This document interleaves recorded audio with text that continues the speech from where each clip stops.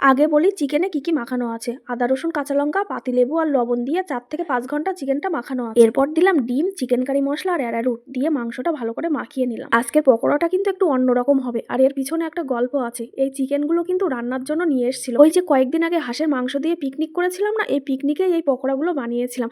এই মাংসটা রান্নার জন্য আনা হয়েছিল। এই মাংসটা আনার পরে হাঁসের মাংস দিয়ে পিকনিক করার কথা সবাই ভাবলো। দুরকম মাংসের ঝোল বানালে তখন এই চিকেনের ঝোল আর কেউ খেতে চাইবে না, সবাই হাঁসের মাংসটাই খেতে চাইবে। এই জন্য কিন্তু আজকে চিকেন পকোড়ার পিসগুলো বেশ বড় বড়, আর এটা কিন্তু হাড় সমেত। অন্যদিন সলিড মাংসের আমি পকোড়া বানাই, কিন্তু আজকে একটু অন্যভাবে বানালাম। যেহেতু মাংসের পিসগুলো বড় বড়, সেই জন্য ভাজার সময় আঁচটা কিন্তু একদম কম করে ভাজতে হবে। মাংসটা অনেকক্ষণ মশলা দিয়ে মাখানো ছিল, এই জন্য মাংসটা কিন্তু বেশ অনেকটাই নরম হয়ে গেছে। আঁচ কমিয়ে পকোড়াগুলো ভাজার জন্য মাংসটা তো বেশ সেদ্ধ হয়েছে, আর উপর থেকে বেশ ক্রিস্পি ভাব এসছে। মাংসর হাড়গুলো পর্যন্ত কিন্তু ক্রিস্পি হয়ে গেছিল। শীতের রাতে যদি গরম গরম কফির সাথে এমন পকোড়া থাকলে বেশ ভালোই লাগে। আমরাও কিন্তু কফির সঙ্গেই খেয়েছিলাম।